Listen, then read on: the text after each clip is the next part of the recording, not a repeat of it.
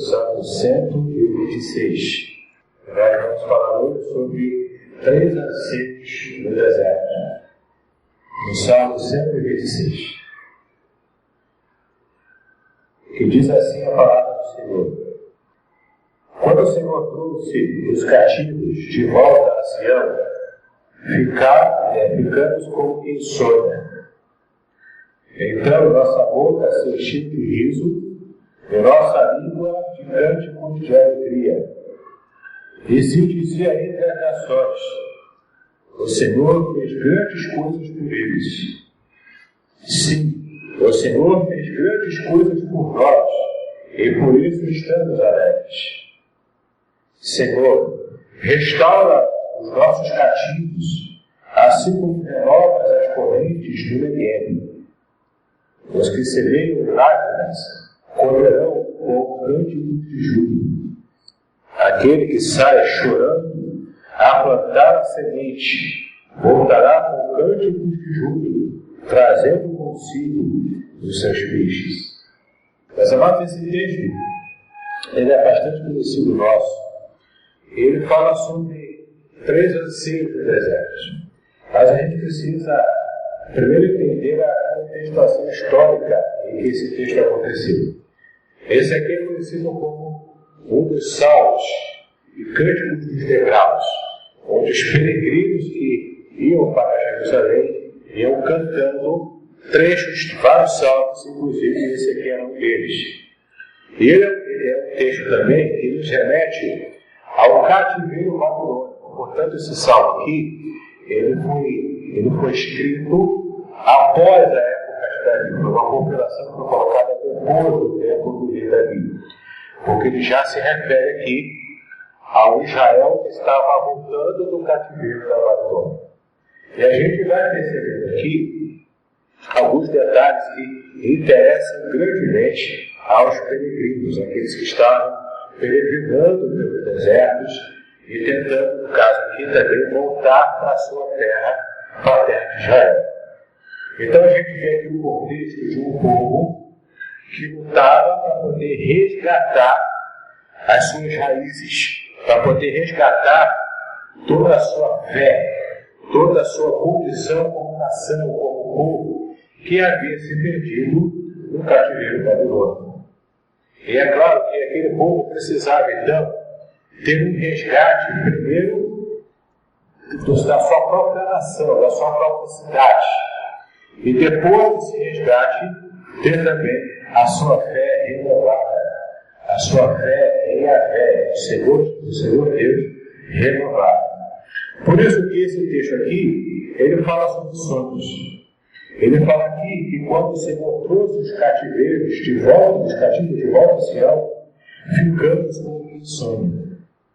Porque de fato, lá na Babilônia, ficaram pedindo para o povo de Israel ficar cantando: olha, canta aí uma das músicas, uma das músicas da terra de vocês, para que vocês possam estar alegrando o nosso coração, matando a nossa curiosidade de como é a música que vocês cantavam lá.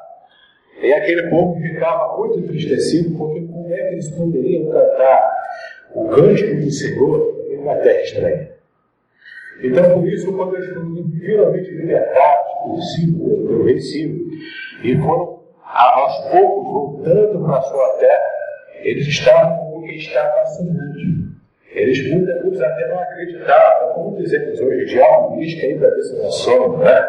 Eles estavam assim, sonhando, estavam completamente sem ação, porque eles queriam e estavam ali conseguindo voltar para a sua terra.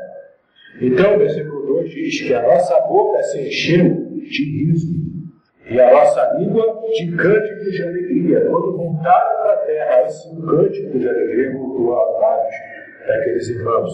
E se dizem nas nações: o Senhor fez grandes coisas por eles. Sim, o Senhor fez grandes coisas por nós e por isso estamos alegres. A gente hoje tem vivido também momentos difíceis. Momentos em que o ano já começa com complicações em várias áreas. E a gente já começa em janeiro com o IPVA chegando aí, e alguns pagam 2 IPVAs, né? Algumas pessoas também vão ter que pagar IPTU. E tantas contas que vão chegando, se arrumando, daqui a pouco vem carnaval, daqui a pouco vem escola de filho. E tudo isso de uma vez só. E tudo isso também numa época em que o país se encontra numa recessão, uma inflação, numa crise financeira iminente. E tudo isso deixa a gente com o coração certo, com o coração fervoroso. Mas aqui o povo de Israel estava saindo de uma crise e entrando numa situação de bonança, entrando numa situação de restituição que o Senhor estava fazendo àquele povo. Por isso o seu coração estava agora se enchendo de alegria. O que era choro agora se transforma nisso. O que era suor e lágrimas, o que era sangue escorrendo, o que era dificuldade, o que era cansaço pela situação de escravidão, agora se tornava uma situação de vitória, porque o Senhor havia trazido libertação para aquele povo, algo que era inimaginável. Quem poderia, por exemplo, imaginar que Ciro seria tocado no seu coração para libertar uma grande quantidade de pessoas que eram escravas? Nenhum senhor de escravo fazia isso. Libertar escravos assim, sem nenhum tipo de exigência. Ciro simplesmente libertou porque o Senhor quis que o povo fosse libertado do cativeiro da Babilônia após 70 anos. Eles ficaram de 586 a.C. até 539 e ficaram cativos durante esses 70 anos. E após esse período, então, o povo podia sobrar. Quando eles estavam com correntes nos pulsos e nas pernas, ninguém poderia ficar leve, ninguém podia cantar. Mas quando há libertação, nós também podemos cantar a libertação que o Senhor nos dá. E esse texto aqui nos lembra o período da nossa salvação. Eu não sei aqui qual foi a situação em que você estava quando você estava longe de Jesus, quando você estava longe de Deus. E eu gostaria que você agora estivesse se lembrando de como era a sua vida antes do Senhor. Como era o seu estilo de vida antes de se converter. Antes de você conhecer a palavra de Deus, qual era a escravidão que Satanás colocava sobre a sua vida? Qual era o grilhão que te aprisionava e você queria ter uma vida diferente, queria ser feliz, mas não conseguia porque Satanás não impedia de fazer isso? E quando você se lembra desse grilhão, não sei há quantos anos atrás, você também agora pode se lembrar daquela alegria que você teve quando você teve contato com a palavra de salvação. E quando você então se achou salvo pelo Senhor Jesus. A alegria inunda o nosso coração. Essas memórias de felicidade, no momento da conversão, elas trazem para nós uma reflexão de felicidade e de alegria. E renovam a nossa esperança também. Renovam a esperança quando está lá em Lamentações 3:21. Eu quero trazer na memória aquilo que me dá esperança. Então, quando a gente começa a se lembrar do livramento, o grande livramento que Deus já nos deu, a gente então tem a nossa esperança renovada hoje. E a gente então começa a pensar, não importa a crise que eu vá passar, Deus é todo poderoso, Ele pode me livrar de qualquer problema que eu possa enfrentar. Não importa nenhum tipo de problema, de dificuldade, nenhum tipo de crise existencial, o Senhor é maior do que todas as crises. Para o cristão, não há necessidade de ficar cabisbaixo, como aquele livro antigo que se cantava também nas rádios. Derrota não é coisa de cristão. A gente não precisa ficar pensando na derrota, porque a Bíblia diz em Romanos 8 que nós já somos mais do que vencedores em Cristo Jesus. Então, glórias a Deus, meus amados, porque esse salmo aqui, esse trechinho que a gente leu agora, fala sobre essa vitória e essa libertação. Esse, portanto, é o primeiro anseio que podemos ver no deserto. É o anseio da gratidão. A gente agradecer a Deus por todas as bênçãos que Ele já tem derramado sobre nós. O segundo anseio que aparece no meio do deserto é o anseio das súplicas. Versículo 4. Olha o que diz o versículo 4. Senhor, restaura nossos cativos, assim como renovas as correntes do Negueb. A sua versão deve estar assim: Senhor, restaura a nossa sorte, como as correntes do Negueb. Mas eu estive olhando lá no original hebraico, e literalmente no hebraico ele está como está aqui. Restaura os cativos, porque ele se refere a esses cativos que saíram da Babilônia e estavam voltando para a terra prometida. E é interessante que o texto se refere aqui ao Negueb. E o que é o Negueb? O Negueb é um deserto. O Negueb é um deserto que fica na parte sul de Israel, lá na parte sul do mapa de Israel. E esse deserto era conhecido porque de 6 em 6 vezes acontecia a inundação de águas, que são essas torrentes do Negueb.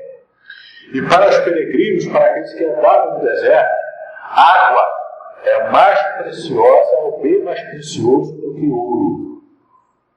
Então, quando os peregrinos andavam pelo deserto, andavam pelo Negueb, eles torciam, eles clamavam a Deus, eles queriam muito que eles quando passassem pelo deserto, houvessem torrentes de águas.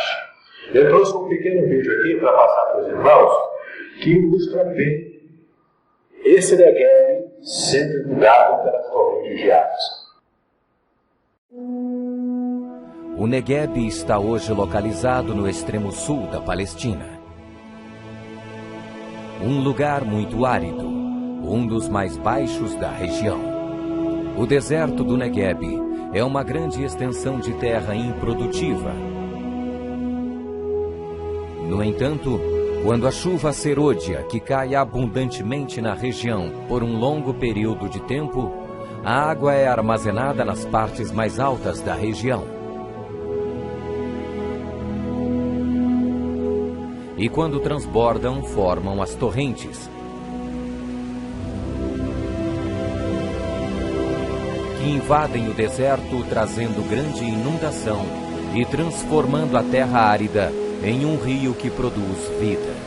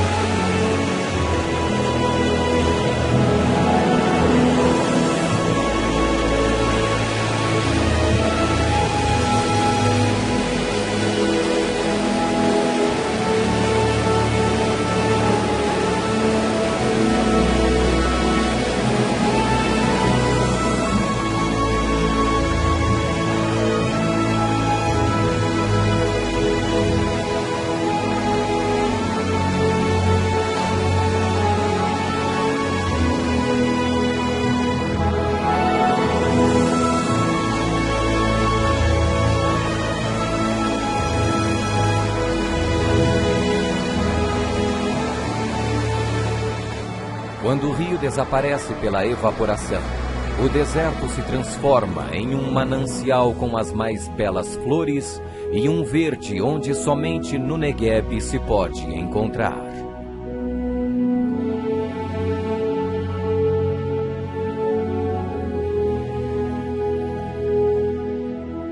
Ó Senhor, faze com que prosperemos de novo, como as torrentes no Negueb.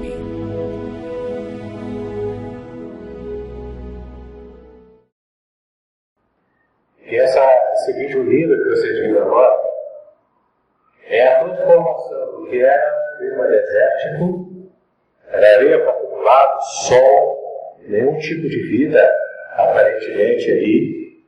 Mas quando as correntes vão chegando e invadindo o deserto, ele vai botando a flor, vai botando a vida.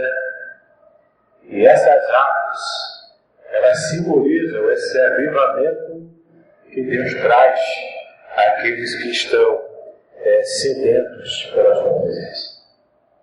Por isso que o salmista coloca aqui, olha só, está na nossa sorte, Senhor. Traz de novo o teu corpo para a terra santa, para a terra de Israel, para a terra prometida que o Senhor nos deu. Traz como essas torrentes que vão mudando, que vão passando assim, vão trazendo vida. É isso que a gente precisa. A gente ficou 70 anos como escravos lá na Babilônia. E a gente precisa do renovo que o Senhor tem para nós. Então faz como as torrentes do Negueb, que a gente acabou de ver nesse vídeo. E então a gente vai percebendo também que a terceira esperança que existe no deserto, a primeira atitude que se tem no deserto, é justamente essa esperança sendo renovada. Versículo 5 e 6, para a gente fechar essa mensagem. Os que semeiam lágrimas colherão com cânticos de júbilo. Aquele que sai chorando a plantar a semente voltará com cânticos de júbilo, trazendo consigo os seus feixes. Porque de fato nós estamos vivendo nesse mundo, e quando estamos nesse mundo, nós vivemos com lutas, nós vivemos com dificuldades. Mas apesar de toda muita dificuldade que faz a gente chorar, que faz a gente ficar muitas vezes até cabisbaixo, pelo menos ter vontade de ficar cabisbaixo, mas o interessante é que o texto diz que a gente até chora, mas chora lançando a semente. A gente pode até ficar triste em alguns momentos, porque alguns te acham que o cristão não pode ficar triste. Isso é um engano. Às vezes o cristão passa por momentos de depressão também, de luta, de dificuldades. O próprio Jesus disse: Senhor, meu ainda passava na terra, Deus meu bebeu, porque me desamparaste. Então muitas vezes a gente passa por momentos de angústia, de tristeza e de dificuldade. Mas apesar das lágrimas, nós não podemos parar de semear. Nós não podemos parar de trabalhar. Nós não podemos parar de lançar a boa semente. Porque aquele que semeia hoje com lágrimas, amanhã vai estar colhendo com grande alegria, com grande júbilo. Porque a palavra de Deus diz, meus amados, que o semeador triste hoje, representando a morte, representando a luta, representando o deserto, e deserto é símbolo de provação, representando tudo isso, o semeador triste de hoje vai ser transformado, como o Negueb é transformado, e o semeador triste de hoje vai ser transformado daquele que é um ser vivo feliz, que colhe com grande alegria, com exultação, com júbilo, e vai não mais com a tristeza dos seus ombros, mas volta para casa com os feixes, que são os feixes, são aqueles trigos amarrados, e aqueles trigos levando para casa, porque ali está garantida a comida para a família daquele ser vivo. Que a gente possa perceber o cuidado de Deus na vida de cada um de nós. Que você possa, nesse momento, olhar para o Deus a quem você serve. Não importa a crise, não importa o problema que você enfrenta, não importa a dificuldade que você enfrenta hoje, não importa o tipo de caminhada difícil que você faz, Deus é aquele que pode transformar o seu deserto em oásis, com torrentes de águas que trazem vida para a planta, vida para os animais, vida para você, que confia em Deus em que você serve. Deus possa nos abençoar, meus queridos, que a gente possa sempre se lembrar que essas 3 atitudes devemos ter para poder vencer o deserto: gratidão, súplicas e esperança.